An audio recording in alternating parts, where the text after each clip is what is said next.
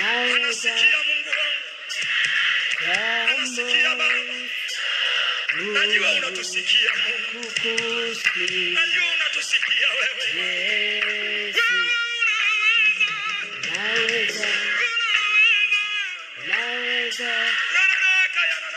Unaweza.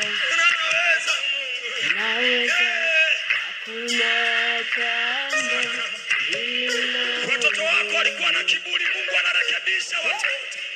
Sijui kwa nini leo naongea watu. Wewe unaweza. Mwambie kwa ujasiri Bwana. Wazazi wako Mungu anawaponya magonjwa. Shaka, kisukari nini mbele za Bwana. Kutana nao. Wewe Yesu. Ndio unaweza. Unaweza.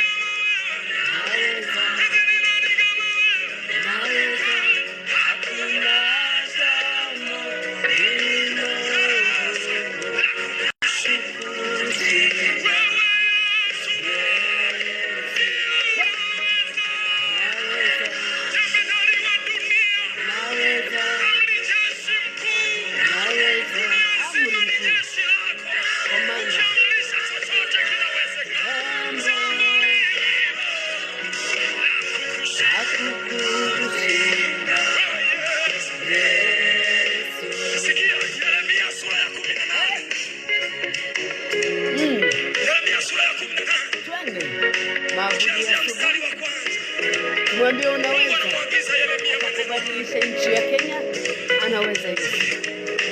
Utakapomuunganisha Na leo anakuambia wewe, maana atawarejesha wale tu Bwana akamwambia Yeremia, nenda nyumbani kwa mfinyanzi. Utamuona nani? Utamuona mfinyanzi. Anafinyanga chombo kilichoharibika.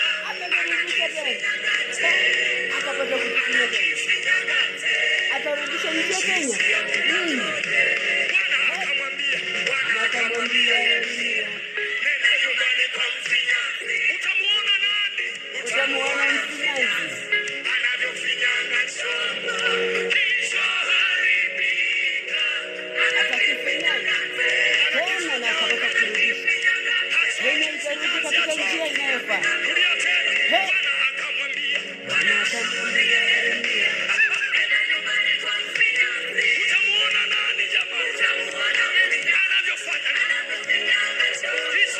Kilichoharibika anakifinya tena, anakifinya. Mfinyanzi achoki kufinyanga tena.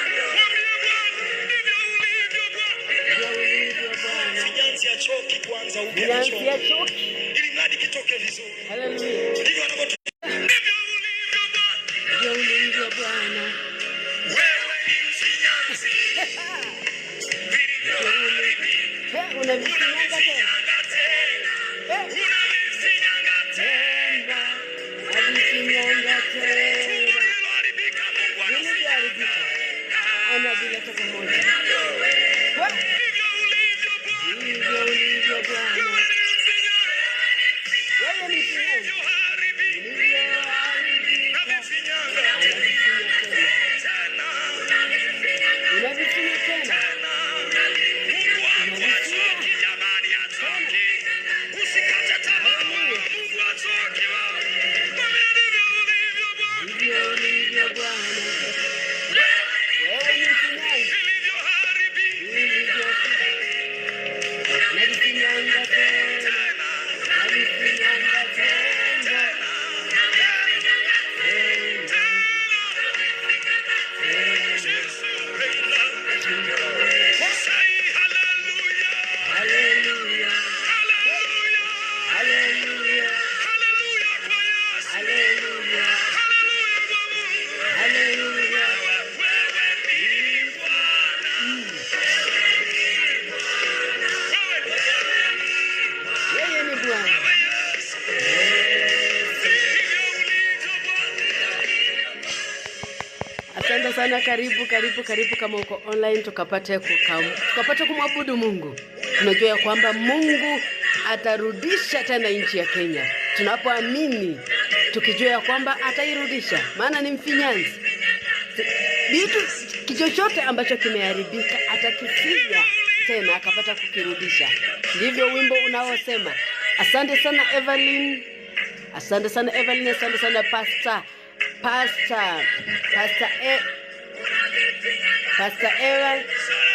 Evan, bradangu Moses, Mungu akawabariki. Pastor Elicha kutoka UK, Mungu awabariki sana. Tuendelee tukapata kuabudu tukimwambia kwamba atafinya tena, atarudisha nchi ya Kenya kwenye njia. Tumwambie Yesu unaweza. Anaweza kubadilisha kila kitu, maana ni Mungu. Hakuna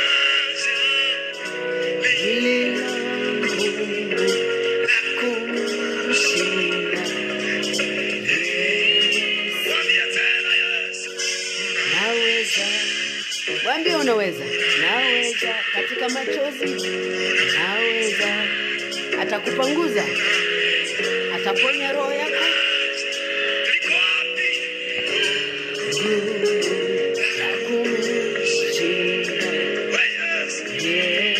Sema unaweza. Naweza. Unaweza. Naweza. Hakuna jambo lililo ngumu kukushinda.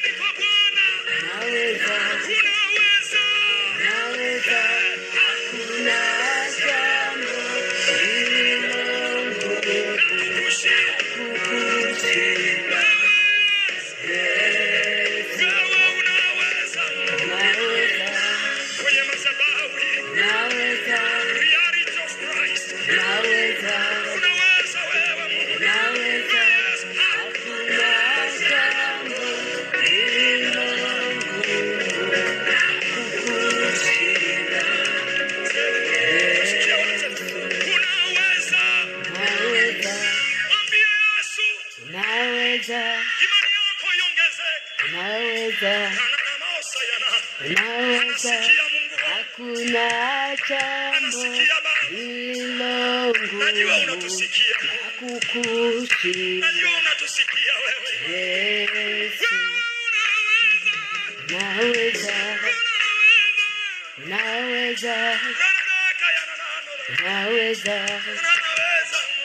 naweza, hakuna jambo lililo Watoto wako walikuwa na kiburi, Mungu anarekebisha watoto. kushinda. Sijui kwa nini leo naongea watu. Wewe unaweza. Naweza, Mwambie kwa ujasiri Bwana. naweza, naweza, hakuna jambo Wazazi lililo wako ngumu. Mungu anawaponya magonjwa. Shaka kisukari ni nini mbele za Bwana? Kukusha. Katana namo. Hakuna Wewe jambo Yesu. linalomshinda Yesu. Ndio unaweza. Naweza, naweza, Unaweza. naweza, naweza, Yesu. hakuna jambo lililo ngumu kukushinda. Wewe Yesu. Yesu, naweza, Kusema nini mbele zako? naweza, Eti ni nani kama wewe? naweza, Eti ni nani kama wewe? naweza, hakuna jambo lililo ngumu kukushinda. Wewe Yesu. Ndio unaweza. Naweza, Jemedari wa dunia. naweza, Amri jeshi mkuu. anaweza Yesu. Dunia nzima ni jeshi lako. Naweza, Ukiamrisha chochote kinawezekana. Jambo lililo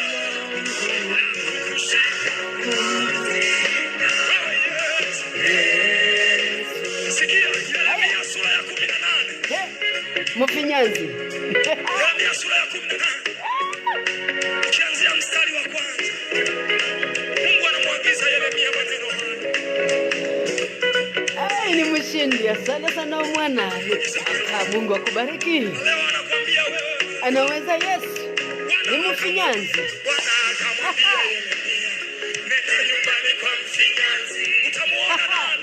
Utamuona mfinyanzi. Anavyofinyanga chombo kilichoharibika, anakifinyanga Tena. Asante sana, karibu. Mungu akubariki. Bwana akamwambia, Bwana akamwambia Yeremia, nenda nyumbani kwa mfinyanzi. utamuona nani? Ukamuona mfinyanzi. Atakufinya. Atakufinya. Kilichoharibika. Atavifinya tena. Atavifinya tena. Rudia tena. Bwana Atavifanya jinsi anavyopenda. utamuona nani jamani? Utamuona mfinyanzi anavyofinyanga haribika. Atavifinya tena na vitarudi. Hatachoka. Ndivyo ulivyo Bwana. Mfinyanzi ndivyo alivyo. Anafinya, anaunda na anavitengeneza, anaviweka katika njia inayofaa. Haleluya! Libarikiwe jina lako wewe Yesu mfinyanzi. Mfinyanzi wetu. Haleluya. He, he, Uinuliwe Bwana Yesu. utukuzwa mfalme. Ndivyo ulivyo Bwana. Ndivyo ulivyo Bwana. Wewe ni mfinyanzi. Vilivyoharibika unavifinyanga tena. Unavifinyanga tena. Tumbo lililoharibika Mungu anafinyanga. Anafinya, anaunda. Ndivyo ulivyo Bwana. Ndivyo ulivyo Bwana. Wewe ni mfinyanzi. Wewe ni mfinyanzi. Vilivyoharibika Vilivyoharibika. unavifinyanga Unavifinyanga tena. tena. Unavifinyanga tena. Mungu wangu achoki jamani, achoki. Hachoki na sisi. Mungu achoki. Mwambie ndivyo ulivyo Bwana. Ndivyo ulivyo Bwana. Wewe ni mfinyanzi. Vilivyoharibika Vilivyoharibika. Unavifinya tena.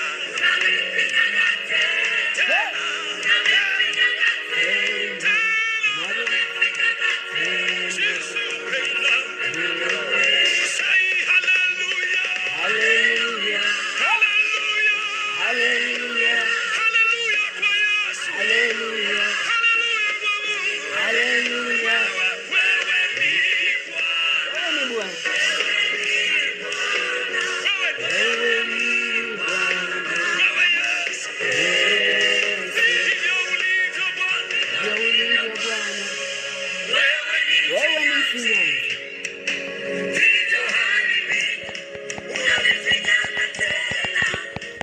Karibu sana, nimeona Enzo, nimeona Omwana, karibu sana wale ambao mko online. Mungu awabariki. Tunapoabudu Mungu tukimwambia kwamba yeye ni mfinyanzi, anafinya vitu ambavyo vimeharibika. Tunaweza kuona kama nchi ya Kenya imeisha kabisa, lakini mfinyanzi tutakapomuita, tutakapomuita Yesu, tutakapomuita akapata kuingilia katika nchi ya Kenya, chochote ambacho kimeharibika atakifinya tena na ataleta nchi ya Kenya katika njia inayofaa. Usihuzunike, usilie. Kuna yule ambaye anaishi milele, kuna yule ambaye anadumu, kuna yule ambaye anatupenda, kuna yule ambaye ni mfinyanzi. Tutakapomuita tukimwambia kwamba Yesu karibu katika nchi ya Kenya, tazama pahali ambapo tumeenda kando na neno lako ukapata kutusamea. Tunamuita Yesu kwa kunyenyekea, tunamuita Yesu kwa kuvunjika, ili akapata kukuja katika nchi ya Kenya, akapata kurudisha nchi ya Kenya pamoja, akapata kuturudisha pamoja kama wananchi, akapata kuleta upendo wa Yesu na unity na umoja wa Yesu Kristo, akapata kutufinya tena na kutuleta pamoja kama nchi ya Kenya, akapata kuleta askari na wananchi, chenzi na serikali wa Kenya na serikali pamoja, akapata kutufinya, akapata kuleta umoja, akapata kuleta upendo wake, ili kupata kukaa katika upendo wa Yesu. Maana ukisikia wimbo inasema ya kwamba anaweza Yesu, hakuna jambo ambalo haliwezi. Kuna wakati nilisema, last week Friday nilisema ya kwamba tunapoposti kwa wingi madhara ambayo imefanyika Kenya, na tunapochochea wengine, machungu inainuka ndani ya mioyo ya watu. Maana wale ambao wamepoteza wapendo wao, uchungu wako nayo mwingi, na wanapoona wewe unaposti ukichochea, uchungu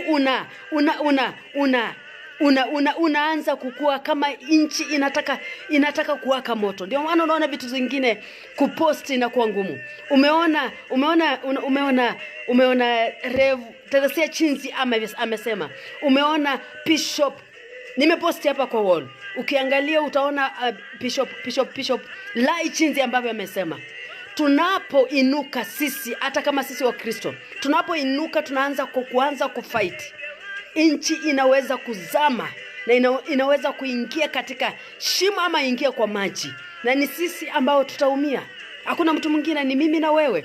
Na tunapoeneza upendo wa Yesu Kristo, tunapoitana juu, tunapomwambia Yesu unaweza, chinzi ambavyo huyu mtumishi wa Mungu anasema, anaitwa Boaz. Ukiangalia nyimbo zake Boaz ni MTZ, ni Boaz, yako na nyimbo ambazo ziko na nguvu sana, ambazo zinanena katika mioyo ya watu. Anasema kwamba unaweza. Alafu ukiangalia mwisho anasema ya kwamba wewe ni mfinyanzi. Tukiita Yesu akapata kufinya, akapata kurekesha kila ambacho tunaona nchi ya Kenya imekuwa na matatizo mengi ya vita, yani kurushiana maneno, yani hawajui mkubwa na mdogo. Hakuna, yani unaangalia unaona hata mtoto mdogo anaongea, unashangaa huyu mtoto anaongea nini? Maana anaona wale ambao anafuata nyayo ambazo wengine mnasema. Unajua kama sisi wazazi ambao wako nyumbani, ukiona mzazi akianza kunena kitu kwa president ama kwa pastor ama huyo mtoto anafuata nyayo ambazo anasikia kwa nyumba. Wakisema huyu ni mwizi, wanafuata. Kuna wakati nilisema Friday nikasema ya kwamba chinzi ambavyo unaona politicians wakiitana machina, wanatafutanga umaarufu. Mtu anatafuta china ya kuita mwingine ili akapata kukalia kiti hiyo, unaona wanakalia. Unaona mwingine anaita mwingine mwizi, mwingine anamuita mchawi. Si wachawi, si wezi, lakini ni machina wanataka maarufu ya kukalia viti. Na kama sisi wenyewe wananchi hatutakundua hiyo, sisi ndio tunaumia. Ukiangalia vizuri, wale ambao walienda maandamano, walihepa wakarudi kwa nyumba, wakaacha vijana katika barabarani. Vijana ndio walikufa, politicians hawakukufa. Kwa nini? Vijana hawana silaha, hawana palipo kukimbia, hawana magari, hawana security. Unapokaa na mtoto wako kwa nyumba, muongeleshe. Hata kama asikii, ukimuongelesha ukiomba na yeye atasikia. Na matamshi ambayo inatoka kwa kinywa chako mtoto akisikia, atatoka nje na atafuata hiyo nyayo. Lakini ukikaa na yeye chini, umueleze, tunajua wanakosa, lakini tukiwaombea Mungu atawarekebisha, atawapatia wisdom. Tunavumilia, maana si miaka, hatuwezi kuwa tunapoteza watu baada ya miaka 5 kwa sababu ya mtu kukalia kiti. Ukiona watoto wale wamekufa ni wale ambao hawakukuwa na silaha, hawakukuwa na ulinzi, walienda maana tumeambiwa. Ukisikiliza watumishi wa Mungu jinsi ambao wamesoma, wamesema watumishi wa Mungu ni wengi, si hao peke yao. Nilikuwa napata tu clip nina post ili ukapata kusikia jinsi ambavyo watumishi wa Mungu wanasema. Tufuate nyayo hizo, tuokope kurushiana maneno, tuokope kuwakisha moto katika nchi ya Kenya, maana tukiwakisha moto ni sisi ambao tunaumia. Ukiangalia sasa hivi kuna wale ambao wana kazi, kuna wale ambao wamekufia, kuna wale ambao wako katika hospitalini, hawana pesa wazazi hawana pesa za kulipa matibabu, na ni uchungu sana. Maana unaweza kukuta mkijana amepotea mkono, hakuna mguu, na hali hiyo ataishi na hiyo hali, hawezi akafanya kazi, hawezi akafanya chochote kwa sababu tu ya kusema hatutaki mtu fulani. Tuombee nchi ya Kenya, tuombee serikali, tupenda polisi. Tukiwapenda ni wanadamu kama sisi, maana wanafika pahali wanachoka. Uwezi ukamrusha na mawe na akakuacha, wanafika pahali wanachoka. Tuwaombee wazazi, tuangalie watoto wanapotoka, wakianza maandamano, angalia mtoto wako wako wapi, mtafute. Usiwache aende kwa barabara apoteze maisha, maana vijana wengi wamekufa. Ni uchungu. Lakini wimbo unasema ya kwamba anaweza Yesu. Na ukiangalia mwisho wake anasema ya kwamba mwisho wa neno anasema ya kwamba yeye ni mfinyanzi. Anasema ya kwamba yeye ni mfinyanzi, tunapomkimbilia anaweza kurudisha nchi ya Kenya pamoja, tukapata kuipenda na tukapata kuimbrace, na tukapata kupenda na tukapata kusonga mbele na kila ambacho Mungu anataka tukapata kufanya. Tukapata kufanya vitu ambazo zinatakana kufanya ili hata hao watoto wakapata kupata kazi. Maana tukiharibu hivi, wengi wanatembea kwa barabara hawana kazi. Sasa tumeunganisha hata wazazi wale ambao walipoteza vitu zao, zilichomeka, wengine wakaiba, tukafanya nini, watu wengi hawana kazi, na ni kwa sababu ya sisi. Lakini wakati wa sasa tutakapomuita Yesu ni mfinyanzi, anasema ni mfinyanzi, atafinya na atarudisha nchi ya Kenya. Ukitangaza amani ya Yesu, ukitangaza upendo wa Yesu, ukikutana na yeyote, kutana na polisi, kutana na nani, tangaza upendo wa Yesu. Na tunaomba Mungu akapata kuwa embrace wale ambao wamepoteza wapendo wao, akapata kuwashikilia, maana si rahisi kifo. Kila mara nasemanga ya kwamba kifo inakaanga kama upanga umekata roho, na hiyo kidonda kupona haikuangi rahisi. Maana hao wamepoteza watoto, wamepoteza wazazi, wamepoteza ni kidonda, sasa wako na machungu. Unapoanza kuchochea wanaweza, yani uchungu inaongezeka, inakuwa mingi. So tuwaombee wapona haraka, tukiombea nchi ya Kenya, tukiitana Mungu akapata kutufinya tena, akapata kutuleta pamoja, ili tukapata kujua ni nini Mungu anataka tufanye. Wacha nisiende sana, kuna hii kipengele ambayo ni ya mwisho. Ninarudia, kuna verses ambazo nitakuwa nikisoma hapa, zingine nitasoma katika page yangu. Inasema ya kwamba sanctification is found in seeking in God. Nimeweka verses hapo, unaweza kufungua katika Biblia yako tukapata kusoma pamoja na wewe. Kumbuka ya kwamba hii ni siku ya maabudu. Ni siku ya maabudu ambayo nimeweka on Tuesday. Usinichukue vibaya, ni kitu ambacho kilikuja katika ndani ya moyo wangu, na nikaona wacha nikuwa nikifanya, nikichukua wanao nikiabudu Mungu na wewe, ili tukapata kubarikiwa pamoja. Tukiangalia katika neno la Mungu linasema ya kwamba sitasoma verses, nitasoma nikiendelea hapa mbele. Mungu acha nisome kwanza katika Psalms 107 verse 9. Inasema ya kwamba maana ushipisha nafsi yenye shauku, nafsi yenye njaa huijaza mema. anasema ya kwamba katika Psalms, huyu ni Zaburi, huyu ni Daudi, maana ushipisha nafsi yenye shauku, nafsi yenye njaa huichasa mema. Anasema ya kwamba Yesu hushipisha nafsi ambayo inayomtafuta. Ninasema ya kwamba kama umtafuti Mungu, kama utafuti Mungu, hawezi akakupatia haya maneno. Unapomtafuta ndivyo anavyokaribia karibu na wewe. Anasema ya kwamba Yesu hushipisha nafsi yenye shauku, nafsi ambayo inayomtafuta, nafsi ambayo inayomtamani, nafsi ambayo inayomsongea Yesu karibu. Kumtafuta Yesu ni Yesu anasongea karibu na wewe, na anatenda kila ambacho unahitaji katika maishani mwako. Maana anasema ya kwamba anasema ya kwamba maana hushipisha nafsi yenye shauku, na anasema ya kwamba nafsi yenye njaa huijaza mema. Anaijaza mema nafsi ambayo iko na shauku, na anasema ya kwamba huijaza nafsi yenye njaa mema. Unapomtafuta Mungu, unapotafuta mema, unapotafuta njia za Mungu, neno la Mungu linasema ya kwamba nafsi hushipisha nafsi ambayo iko na shauku, na anasema ya kwamba hujaza nafsi ambayo iko na njaa. Wale ambao wanaomtafuta katika roho, wale ambao wako na kiu kwa Mungu, anasema ya kwamba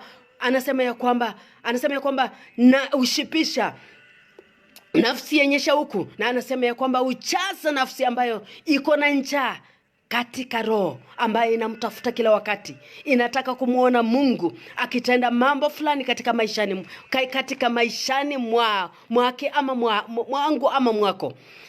Kuna wakati nilikuwa natafuta hili neno ambalo ni la deliverance. Nilipata Sunday mchungaji akisema deliverance watu wengi wameichukua tofauti na jinsi ambavyo inasemekana kukua. Deliverance ni deliverance. Ukisikia service ya deliverance, hilo ni jambo ambalo linanena juu ya shida yako ama magonjwa ambayo uko nayo. Inatafuta chanzo. Nimepata neno sasa la Kiswahili, chanzo la shida lako. Ndio unaona service ikikuwa, ukiona service ya deliverance inamaanisha kutafuta chanzo ya ukombozi ama shida ambayo unaitafuta ndani. Nilipopata hii jina nikasema asante Yesu, maana nilikuwa natafuta deliverance. Nilikuwa ninajua deliverance ni nini, vitu ambazo tunakuwa tunakawia kwa muda, mambo ambayo tunaipitia ndani. Deliverance service utafuta chanzo ya hiyo shida ambayo tunayoipitia katika ulimwengu huu. Wengine wanasema shosho yangu alikuwa na ugonjwa huu, mwingine anasema babu yangu alikuwa na shida kama hii ndio ninapitia, ama mambo kama hii, ama kazi alikuwa anafanya kazi kama hii ndio ninapitia hii laini. Deliverance service utafuta chanzo ya hiyo na inakutoa hapo ndani. Ndio maana unaona service za Mountain of Deliverance Church zinakuanga na deliverance service. Wanatafutanga chanzo ya shida ambayo tunapitia ndani, na wanakupitishia katika neno kila wakati. Ukiomba, ukimtafuta Mungu, chinzi ambavyo ninasema hapa, chinzi ambavyo unapomtafuta Mungu kila wakati, uko process ya deliverance, unakuanga process ya deliverance. Mungu kukomboa kwa vitu fulani na fulani, vitu za nyumbani, vitu za familia, anakukomboa mambo ambayo tunapitia ndani. Kasi ambazo unaona watu wanarushia wengine kila wakati, hiyo ndio chanzo. Unaona unapitia shida fulani, na kuna kuanga na chanzo ambayo mchungaji anachimba ndani, anajua chanzo ilianzia hapa, ndio ana lift hiyo kasi ama laana yako unatoka ndani ya hiyo kitu ambacho tunapitia. Siku anajua hii mambo, lakini nimeanza kujifunza pole. Kumtafuta Mungu, inasema kwamba kumtafuta Mungu, unapomtafuta Mungu, wanasema ya kwamba unapomtafuta Mungu unapata ukamilifu ama utimilifu ndani ya kumtafuta Mungu. Na kumtafuta Mungu ni kumtafuta Mungu, unasikia neno la Mungu linasema ya kwamba maana ushipisha nafsi, huyu ni Yesu, ushipisha nafsi ambayo yenye shauku, na nafsi yenye njaa hujaza mema. Maana kama uko na kiu ndani yako, unataka kumjua Yesu, utamtafuta. Utamtafuta katika neno, kwa maombi, utamtafuta kwa njia zozote, ili ukapata kujua ni nini ambacho Mungu anataka ufanya katika ulimwengu huu. Kuna wakati nilisema kwamba kama wewe uko hai, kama wewe umezaliwa uko katika ulimwengu huu, kila mtu Mungu ameweka kitu ndani yake, na hiyo kitu ameweka kwa sababu fulani, ili ukapata kuitumia katika ulimwengu huu. Unaona waimbaji, unaona wahubiri, unaona watu wako na talent tofauti. Mungu ameweka ndani ili wakapate, wako na assignment ya kufanya katika ulimwengu huu before waenda huko, lakini hatuendi huko sahi, before tuenda huko mbinguni. Inasema ya kwamba, ukiangalia Psalms inasema ya kwamba maana yeye ushipisha nafsi ambayo iko na shauku, na uchaza nafsi zenye njaa, zile ambazo ziko na kiu, zile ambazo zinamtafuta.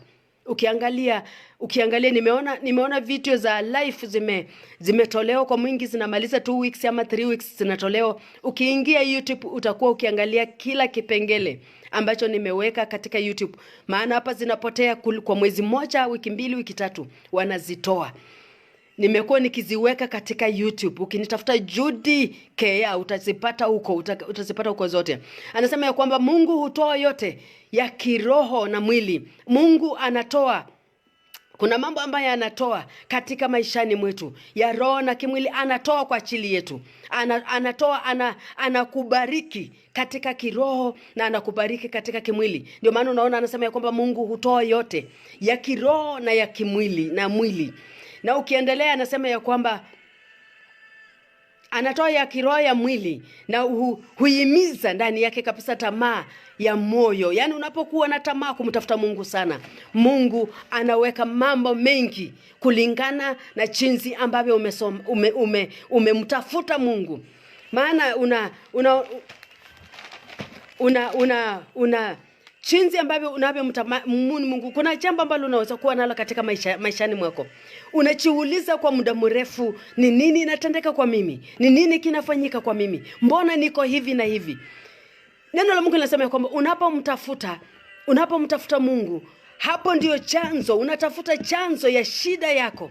Kama ilikuwa kwa mababu, unatafuta chanzo ya hapo, ndio unasikianga deliverance, ukombozi. Inatafuta hapo chanzo ya hiyo shida yako. Na naweza kusema ya kwamba hakuna mtu ambaye hana chanzo, hana shida dunia hii. Kila mtu ambaye amezaliwa chini ya jua, isipokuwa Yesu Kristo, kila mtu ambaye alizaliwa chini ya jua, kuna jambo ambalo anapitia ndani. Hata kama uko na pesa, hata kama uko na gari, hata kama uko na nyumba, kuna kitu fulani ambacho kiko na chanzo. Kiko na chanzo katika maishani mwako. Hata watu ambao tunawatukana, kuna mambo ambayo wako na chanzo chenyewe ambacho unaona ya maisha yao. Na kuanzia chanzo ya hii shida, tunaanzia katika deliverance. Unaanza katika chanzo, unaanza ukombozi. Unataka kukombolewa ukienda, until Mungu akukomboe kabisa, akapata kuonekana ndani yako.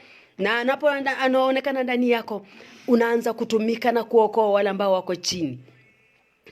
Ndio maana tunaona wachungaji ambao wanahubiri sana katika njia ya ukombozi. Wamejua chanzo ya maisha ambayo tunayoyapitia, mambo ambayo tunayoyapitia. Ukiangalia nchi ya Kenya, jinsi ambavyo tulianza maandamano, kuna chanzo ambayo ilianza. Maana mambo yote yanapangwa katika ulimwengu wa kiroho, na wengi wetu hawajui. Yanakuja kutendeka katika macho tunapoiona watoto wakikufa, lakini ilianza kiroho ikipangwa. Kutakuwa na maandamano tarehe fulani, itafanyika hivi, watu fulani watakufa. Sasa wengi wetu tunaona watu wakikufa, tunaanza kushtuka kwa macho, lakini ilianza kiroho. Hata wale ambao walipelekwa mochari, ilikuwa hiyo picha ilikuwa katika ulimwengu wa kiroho. Inakuja kuonekana na macho zetu hivi tunaziona, lakini ilikuwa imeshatendeka katika kiroho. Hatukuomba, ndio maana tunaona zikitendeka katika kimwili. Wale ambao walifuatilia wachungaji, wale ambao walikuwa wanasema tuombe, ndio mmeona hata kama wamekufa wale ambao tunaona hivi. Kama wachungaji hawangeomba, watu wengi wangekufa. Nchi ya Kenya ingekuwa na moto ambaye haungekuwa wa kawaida. Lakini kwa maombi ya watumishi wa Mungu, wale ambao wali alert, watu mapema wakaenda kwa makoti. na bado wanaendelea kuomba. Na neno linasema ya kwamba tunapomuita mfinyanzi ambaye anaweza, atarudisha Kenya pamoja, na Kenya itarudi pamoja, na itaanza kufanya kazi pamoja kwa maombi yako na kwa maombi yangu, kutangaza amani ya Yesu Kristo. Na usiwachochee wale ambao wamepoteza wapendo wao. Waombe Mungu akawakumbatie, na Mungu akawalete katika njia ya uponyaji, ya msamaha, wakapata kusamehe na wakapata kuacha kizazi kikapata kupatikana kwa Mungu. Maana siwezi kupoteza maisha yangu kwa sababu naenda kulipa kizazi, kumwaka damu. Unapoenda kumwaka damu na hiyo damu ingine ili mwaka, hizo damu zinalia katika mchanga, na zinapolia wengi wanapoteza maisha. Tunaomba Mungu tukapata kusimama tukapate kusimamisha roho ya maandamano, ya fucho na ya mauaji na ya kumwaka damu. Tutakaposimamisha katika ulimwengu wa roho, hatutaona haya mambo yakitendeka jinsi yanavyotendeka. Tuko katika kipengele ya mwisho inayosema ya kwamba ukamilifu wa Mungu unapatikana katika kumtafuta Mungu. Ukamilifu wa Mungu. Na tunapomuomba Mungu, tunapoitanisha Mungu, anasema ya kwamba anasema ya kwamba ushipisha nafsi yenye njaa. Tukiwa na njaa kwa Yesu, tutakapomuita Mungu katika shauku letu, anasema ya kwamba atatushipisha katika nchi ya Kenya. Na anasema ya kwamba anasema ya kwamba atatujaza roho ambazo ziko na njaa, atazijaza roho ambazo ziko na kiu, ambazo kumtaka kumjua Mungu. Mungu, nataka ufanye nini katika nchi ya Kenya? Ni nini unasema nini? Unasema jambo gani katika nchi ya Kenya? Utakapomtafuta Mungu atakufunulia ndani. Maana kila ambacho utatafuta, anasema ya kwamba atatenda. Anasema ya kwamba atatoa yote ya kiroho na mwili. Yale ambayo utakuwa ukimtafuta Mungu. Ukimtafuta Mungu, ukitaka kumjua Mungu, nataka unifanyie hivi katika hali ya kiroho, nataka unifanyie hivi katika hali ya kimwili. Anasema ya kwamba anatoa yote ya mwili na roho, na anapotoa anatimiza ndani yetu kulingana na tamaa ya mioyo yetu. Na Mungu wetu ni mwaminifu. Anasema ya kwamba kila kitu anafanya, Mungu wetu anafanya kila kitu kwa wema wake. Anafanya kwa wema wake, uaminifu wake, na utele na utoaji unatoka kwake kwa Mungu. Maana unapomwamini Yesu Kristo, na unamtamani na uko na kiu, unataka Mungu akufanyie jambo fulani, anasema ya kwamba anatoa yote ya mwili na kiroho. Maana unahitaji mambo ya kiroho, unahitaji mambo ya mwili. Atatoa yote kulingana na neno lake. Na anasema kwamba na neno la Mungu wetu tunajua ya kwamba ni mwaminifu. Ni mwaminifu tunapomtafuta. Yeye utende. Yeye ni mwaminifu. Ni mwaminifu kwetu. Na anapotenda, anasema ya kwamba nafsi zenye njaa huijaza na mema. Ataichaza na mema, maana tumemtafuta. Tunataka tumuone katika nchi ya Kenya akitawala katika nchi ya Kenya. Na tutakapomuita, atachaza nchi ya Kenya na mema, maana ataleta mema katika nchi ya Kenya. Ataleta utulivu, ataleta amani, ataleta upendo kulingana na maombi yetu na haja ya mioyo yetu. Na kiu ambacho tunamhitaji tunapomtafuta, kiu ambacho kiko ndani yako, Mungu ataonekana jinsi ambavyo tunamhitaji. Tazama, tuko katika kumtafuta Mungu. Inasema ukamilifu wa kumtafuta Mungu. Ukamilifu unapatikana kwa kumtafuta Mungu. Deliverance inapatikana, ukombozi inapatikana kwa kumtafuta Mungu. Kuna mambo mengi ambayo nimekuwa, hii ni kipengele ya mwisho ambayo ninayo hii somo wakati wa sasa. Na sehemu ya mazungumzo tunapozungumza, tunapoongea na Mungu wetu, tunaona vitu fulani ambavyo Mungu hufanya katika maishani mwetu. Tunajua ni Yesu huyu ambaye tunayezungumza naye kila wakati, tunapomuita kila wakati. Na Yesu wetu tunapoangalia yeye ni chanzo ya mema. Yeye ni chanzo ya kutulisha. Yeye ni chanzo ya kila kitu katika maisha yetu. Maana tukitambua, tunapoangalia jinsi anavyotenda mambo makuu katika maisha yetu, tunajua kwamba ni chanzo ya kutulisha, ama chanzo ya lisha ya neno la Mungu. Ni chanzo ya kila kitu katika maishani mwetu. Maana yeye ndiye aliyeanza. Anasema kwamba yeye ndio unapoangalia sehemu ya mazungumzo ya Yesu Kristo, tunapotazama sehemu ya mazungumzo ya Yesu Kristo, tunatambua ya kwamba yeye ni chanzo ya ukweli katika kiroho ya lisha. Anatulisha neno. Yeye ndio chanzo ya ukweli, ama ukweli ambao wokovu ambao tumepata. Yeye ndio chanzo ya kila kitu, ya kiroho, ya kimwili. Yeye ndio chanzo ya kiroho ya lishe. Tukiangalia ingine anasema ya kwamba anasema ya kwamba makao, yeye ni watakao muamini, wale ambao wanaomwamini na kumtafuta. Anasema ya kwamba watapata kabisa kudumu ndani ya Roho Mtakatifu. Atadumu ndani yao, maana wamemtafuta. Roho wake atakuwa ndani yetu, atadumu ndani ya maisha yetu, maana tumemtafuta. Atadumu, Roho wake atadumu ndani ya miili zetu. Na anasema ya kwamba uzima wake wa milele utakuwa na sisi hapa chini ya jua. Ataishi, atadumu, Roho wake atadumu ndani ya mwili. Na anapodumu ndani ya mwili, anasema ya kwamba uzima wake utakaa ndani yetu. Ni wale ambao wanaomtafuta Mungu, ni wale ambao wanaomtafuta Mungu, ni wale ambao wanaomtaka, wale ambao wako na shauku ndani ya maisha yao, wale ambao wako na njaa kwa ajili ya Yesu Kristo. Tukiendelea verse ambayo inaendelea ya John 6:35 inasema hivi. Wacha tusome tuone John anasema nini. John anasema nini? Wacha tusome John 6. John 6:35 inasema hivi. Hallelujah. Sema ya kwamba tukiangalia John 6. Hallelujah. John 6:36. Tukiangalia John 6:35 inasema ya kwamba Yesu akawaambia, mimi ndimi chakula cha uzima. Yeye ajaye kwangu hataona kiu tena, hataona kiu kamwe. Anasema ya kwamba Yesu akawaambia, mimi ndimi chakula cha uzima. Yeye ajaye kwangu hataona kiu kamwe. Yesu ya kwamba tumesikia anasema ya kwamba hatutasikia njaa kamwe. Kwa nini Yesu alisema ya kwamba nini? Alisema ya kwamba yeye ajaye kwangu, unapomkaribisha Yesu ndani ya maisha yako, ndani ya maisha yako kuna chakula cha kiroho na kuna chakula cha mwili. Na anasema ya kwamba hawatasikia njaa tena. Hawatasikia njaa ya kimwili, njaa ya kiroho tena. Kwa nini anasema hivi? Maana yeye ni chakula. Yeye ni chakula. Anasema ya kwamba mimi ndimi chakula. Anasema chakula cha uzima. Na yeye hajaye kwangu hataona kiu kamwe. Yeye ni chakula chetu cha kiroho. Yeye ni chakula chetu cha kiroho. Kwa nini?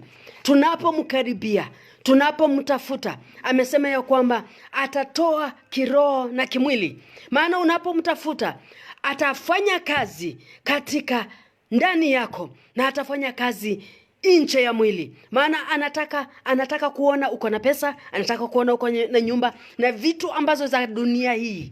Atahakikisha ya kwamba ametoa. Maana umemtafuta, na atatoa kimwili na kiroho. Atatoa kimwili na kiroho. Maana atakubariki katika kiroho, atakubariki katika kimwili. Ndio maana unaona anasema ya kwamba Yesu akawaambia, mimi ni chakula cha uzima. Yeye ajaye kwangu hataona kiu kamwe. Na ukiangalia anaposema ya kwamba hataona kiu tena, unapoangalia anasema ya kwamba Yesu hushipisha nafsi yenye shauku, huichaza nafsi zenye njaa. Ni huyu Yesu ambaye ananena hivi. Na hapa anasema ya kwamba yeye ajaye kwake,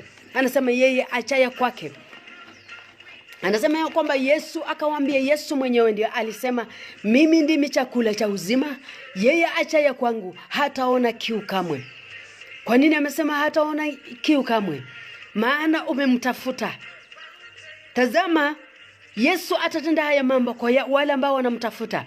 Hata tenda kwa yule ambaye amekaa kwa nyumba anasema Yesu nataka chakula, umekaa ndani ya nyumba, hauombi, haumtafuti Mungu, hautaki kumchua Mungu zaidi, hawezi akakutendea. Anatendea yule ambaye anamtafuta usiku na mchana. Ndio maana anasema ya kwamba yeye, Yesu akawaambia, mimi ndimi chakula cha uzima, yeye achaye kwangu hataona kiu tena.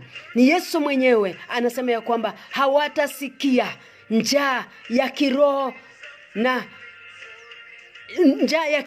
na kiu.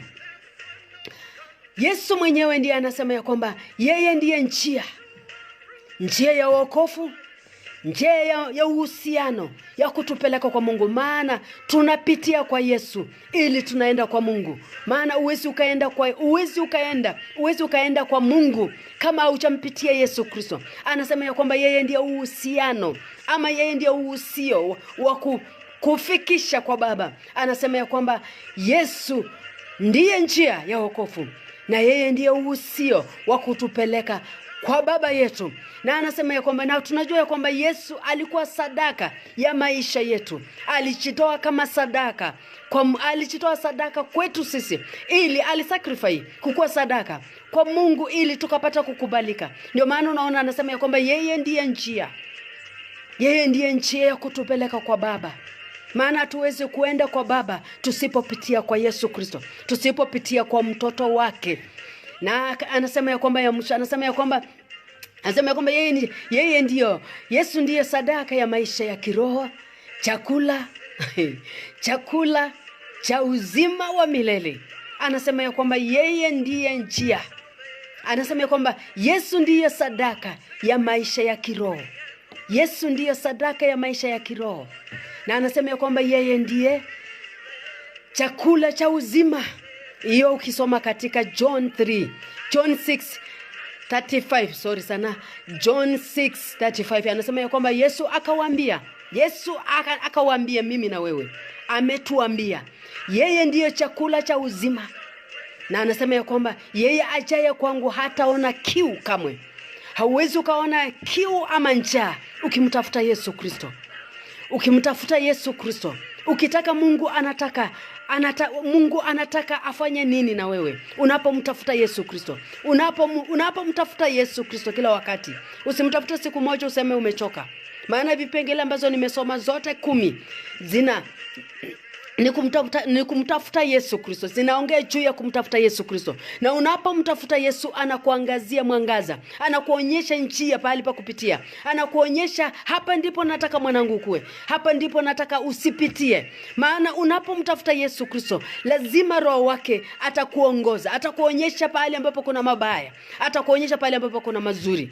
Ukimtafuta Yesu Kristo, tukimtafuta Yesu Kristo kama nchi, atatuonyesha njia ambayo tunaweza kupitia na njia ambayo hatuwezi kupitia. Yesu hatuwezi tukamtafuta Mungu mwenyewe akapata kuachilia watoto wakufe jinsi wanavyokufa, njia ya huruma ambayo ni machozi mengi. Yesu hatuwezi tukamtafuta Mungu kama nchi alafu tuone maafa ambayo tunayoyaona, fujo ambayo tunaiona katika nchi ya Kenya. Maana tunapomtafuta yeye ni njia, yeye ni uzima, yeye ni chakula chetu. Atatuonyesha njia, atatuonyesha pale ambapo tunaweza kuelekeza kama nchi. Tukishikana mikono tukapata kuitanisha kutoka mbinguni, tutaona Mungu jinsi ambavyo atatuonyesha njia pale ambapo tutaweza kupeleka nchi ya Kenya. Maana tuko na nguvu, tuko na uwezo. Wale ambao wanamjua Mungu wako na nguvu na wako na uwezo. Ndio maana unaona anasema katika Psalms 107 anasema ya kwamba ukiona 107 anasema ya kwamba Yesu anasema ya kwamba ukiangalia ukisoma katika Biblia yako anasema ya kwamba maana ushipisha nafsi yenye shauku, naye nafsi yenye njaa huchaza mema. Tutakapomuita Yesu Kristo na njaa katika vinywa zetu, neno la Mungu linasema ya kwamba atatushipisha. Na anasema ya kwamba nafsi ambayo yenye njaa, anasema ya kwamba ataichaza na mema. Tutakapomtafuta Mungu na kiu ya nchi ya Kenya, tutaona mema ambayo Mungu ataleta katika nchi ya Kenya. Tukishikana mikono, tutaona wema wa Yesu akiweka katika nchi ya Kenya. Lakini uwezi ukamtafuta Mungu na ukaenda ukachochee Maana unapomtafuta Mungu atakuonyesha njia. Mungu hawezi akakwambia enda ukachome kitu fulani, enda ukafanya. Maana anasema ya kwamba ataichaza na mema, atachaza na mema nafsi ambayo mtafuta, ataichaza na mema. Tutakapomtafuta Mungu kama nchi ya Kenya, Mungu atacheza mema na atarudisha nchi na ataiponya pamoja. Maana kwa wakati wa sasa ni maombi na kutangaza amani ya Yesu Kristo, na kuombea wale ambao wamepoteza maisha, familia zao, Mungu akapata kuwaponya. Tukienenda njia kama hiyo, Mungu ataijaza nchi ya Kenya na mema yake, na Mungu atatushipisha kila ambacho tulikuwa tunataka, ataleta katika nchi ya Kenya. Maana tukienda tunajua kwamba shetani alikuja kuharibu na kuua shetani alikuja kuharibu, kuua alikuja kuharibu na kuua na kuiba. Ni mambo matatu ambayo shetani alikuja katika ulimwengu. Alikuja kuua, alikuja kuharibu, na alikuja mambo ambayo nimesema hayo matatu. Amekuja kufanya hiyo kazi. Na tukijua kwamba shetani alikuja kuua, ndio unaona mambo ambayo yanatendeka. Ni kazi ya shetani kuua, kuharibu na kuiba. Maana anataka kuiba vijana wengi katika nchi ya Kenya, ili maendeleo yasikua. Maana wanakufa miaka ni midoko sana. Hao vijana wako na maisha marefu, na Mungu amewapangia mambo mengi, na angalia maisha yao yanazimia kabla ya wakati wao kukufa. Na tukiomba Mungu, tukiitanisha Mungu juu mbinguni, jinsi ambavyo wimbo imesema ya kwamba yeye ni mfinyanzi, atafinya hao ambao wamepoteza wapendwa, atawafinya na atawaponya na atawarejesha katika njia, na atawaonyesha njia ambayo tunaweza kuelekea ni njia gani. Ndio hii. Maana njia ya Mungu sio ya uharibifu, njia ya Mungu sio ya mauaji, njia ya Mungu sio ya kuiba, njia ya Mungu sio ya fucho.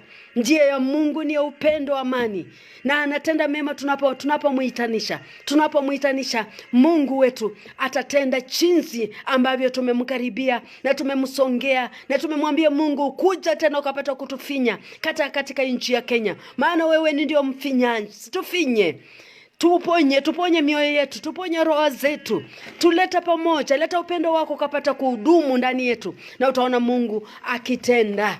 Maana anasema ya kwamba yeye ni chakula. Anasema ya kwamba yeye ni chakula cha uzima, na yeye achaye kwangu, anasema yeye achaye kwangu, tutakapomuitanisha, anasema ya kwamba hatutaona kiu tena. Maana ataondoa hiyo kiu ya mauaji, kiu ya fucho, kiu ya mambo ambayo tunaiona. Yesu Kristo ataitoa, hatutaiona tena. Maana anasema ya kwamba hamtaona kiu tena, hatutaona kiu tena kutokana na hali ambayo tunaiona katika nchi ya Kenya. Atakapotoa kiu ya mauaji, kiu ya maandamano, kiu ya kuharibu, kiu ya kuuana, kiu ya matusi, kiu ya kuinuka juu ya ndugu yako. Maana tunapoishi katika dunia hii tunajua ya kwamba sisi ni mandugu. Na kuna wakati nilisema ya kwamba kuwa mlinzi wa dada yako ama ndugu yako, kuwa mlinzi ya mama yako. Maana juzi niliona wamama ambao wamekuwa wakirushiana maneno. Nikasema ya kwamba kama kukutakuwa na mlinzi hapa akapata kuwa cool down. Najua watu wanaumia, lakini wakiwa cool down, alafu waongeleshe, utakuwa umeponya roho ya huyo mama na umeponya ya wengi. Maana ukiona mama akirusha, ninachukua hiyo video ninasambaza, na wengine wanapoona tena wanarusha yao, wanakuwa na machungu ndani yao. Lakini ukikuwa karibu nao, washukishe chini, wakuli, temperature iruti chini.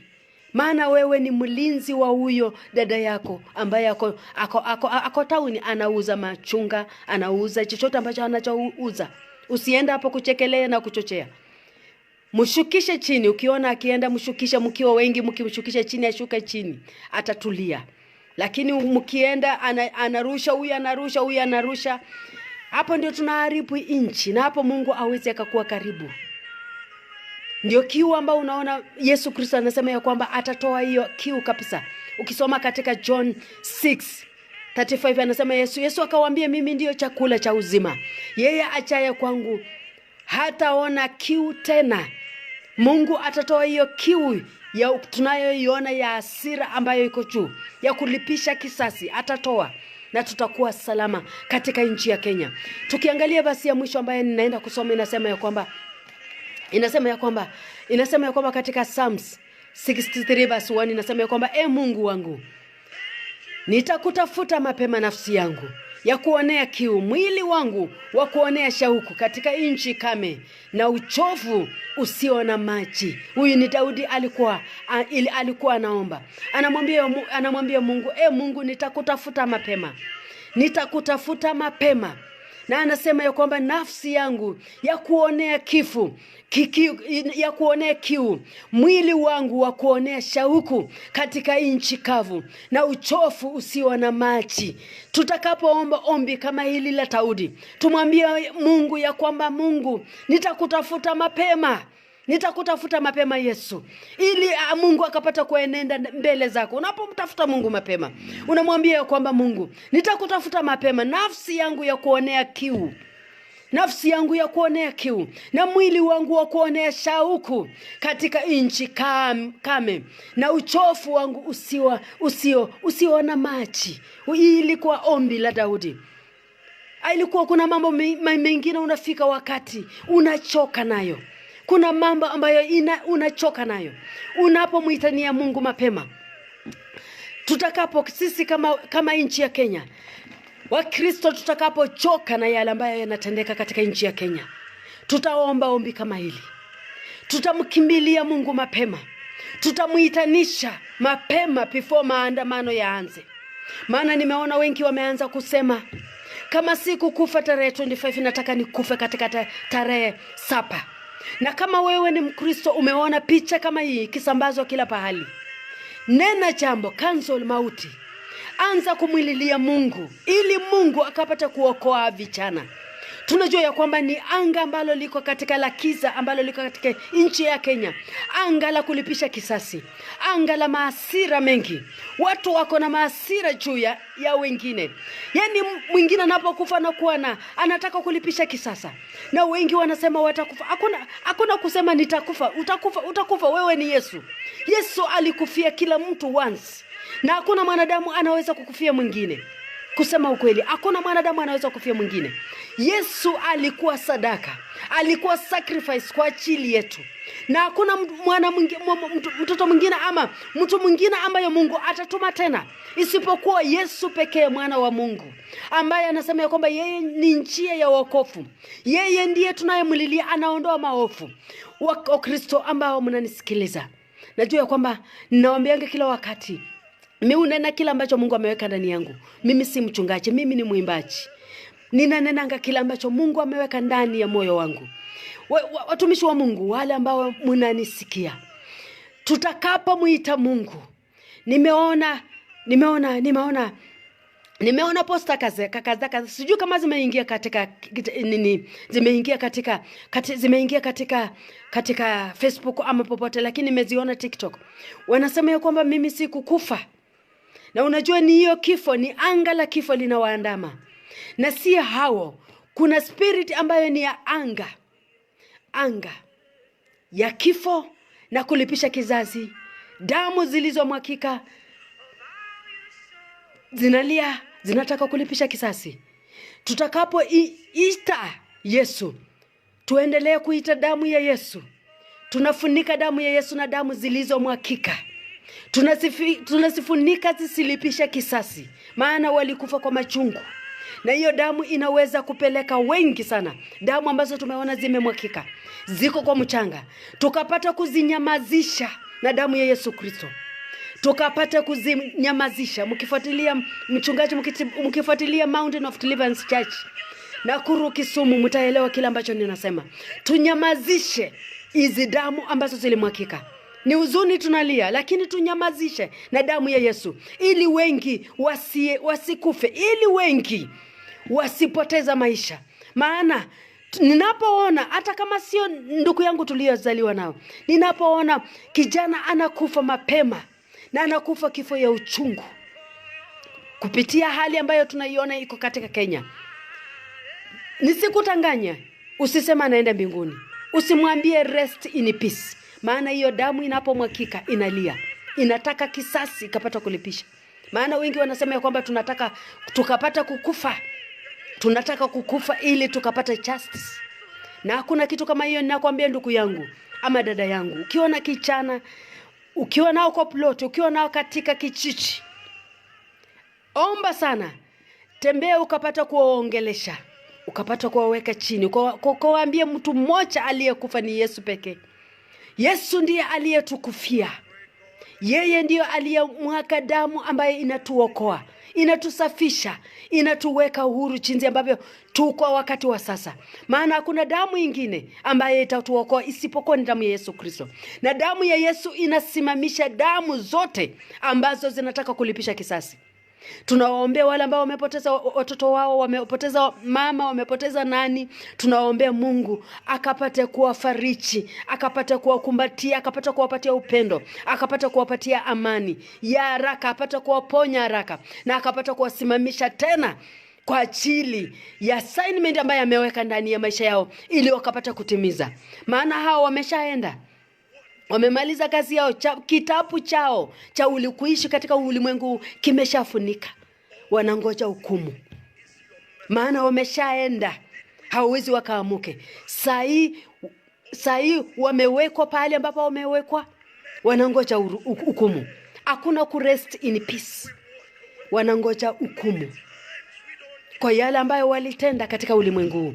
Sasa wale ambao tuko hai, wale ambao tumepaki hai, tutazama mioyo zetu na tuokoa wale ambao wamepaki, wale ambao wanasema ya kwamba ni lazima nikufe ili nikapate kufanya nini?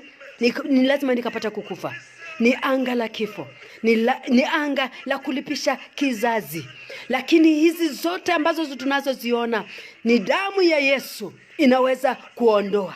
Tutakapoita damu ya Yesu kwa kila kaundi ambayo imemwaga damu, itanyamazisha na kizazi hakitalipishwa. Maana anasema ya kwamba katika Psalms 107 anasema ya kwamba maana ushipisha nafsi yenye shauku, nafsi yenye njaa huijaza mema. Tutakapoita Yesu, tutakapomuita katika nchi ya Kenya, atatushipisha na shauku, na anasema ya kwamba atatujaza na mema yake. Tuendelee kuomba. Na kama uko karibu na kijana, cool down. Ukiona wamama wanainuka katika streets wakianza kunena mabaya, waongeleshe kwa upole, wapoeshe wakapata kushuka chini, ili Mungu akapata kurudisha nchi ya Kenya pamoja, na akapata kutufinya tena ili akapata kutuweka katika njia ambayo inayofaa. Mungu awabariki sana wale ambao mmekuwa online. Kesho ninakuwa katika page yangu, nitaendelea na hii, lakini nitaendelea na basi zile ambazo zinafuatilia. Ni neno ya kwamba kumtafuta Mungu, inasema ya kwamba ukamilifu wa kumtafuta Mungu unapatikana. Ukamilifu unapatikana kwa kumtafuta Mungu. Unapomtafuta Mungu, ndivyo unapata ukamilifu ndani yako. Ndivyo unapopata deliverance, unapata ukombozi. Ndivyo unapomtafuta na Mungu anasongea karibu na wewe. Anakuonyesha njia, anakuonyesha pale ambapo unapitia, anakuonyesha mambo mengi katika maishani mwako unapomtafuta. Maana umeona nimesoma basi ingine nasema katika John Mesoma katika John 6:35 inasema ya kwamba unapomtafuta Mungu, Mungu atatoa kila ambacho unamtafuta. Ataitoa katika mwili na kiroho. Atatimiza kila ambacho umekuwa ukiomba kutoka kwa roho, kwa katika roho yako na mwili wako. Atatimiza kila ambacho umekuwa ukimtafutia. Na ukimtafuta Mungu atakuonyesha njia ambayo unafaa. Maana Yesu Kristo anasema ya kwamba yeye ndiye njia, yeye ndiye uzima, yeye ndiye wokovu. Maana tunapomwiti ni njia ya wokovu wetu, ni njia ya uzima wetu, ni njia ya kufika kwa Baba, ni njia ya kufika mbinguni. Hakuna njia nyingine. Na mtu asikutanganye nataka kukufa ili nikufie wale ambao wanasumbuka. Hapana. Hakuna mtu anaweza kukufa isipokuwa Yesu Kristo. Yesu alikufa for once. Hakuna mwanadamu mwingine anaweza kusema nataka kukufa kwa ajili ya mwanadamu fulani. Hakuna kabisa. Mungu alimtuma Yesu peke yake ili akapata kukufa, ili akapata kutukufia dhambi zetu. Dhambi ambazo zilikuwa mingi. Dhambi ambazo hazikuwa zinahesabika, lakini Yesu akawa sadaka kwa ajili yetu. Akasacrifice, yani akakuwa sadaka ya kuchitoa kwa ajili yetu ili tukapata kupata uzima wa milele. Na uzima ambao tuko nao, uzima ambao tunatarajia, ambao ni wa Yesu Kristo, uzima wa milele ni ule ambao Yesu Kristo alitufia katika msalabani ili tukapata kukaa na Mungu. Maana anasema ya kwamba yeye pekee ndio njia. Ukisema unakufa wewe kama kijana, utakuwa njia ya kupeleka watu wapi? Ya kulipisha kisasa?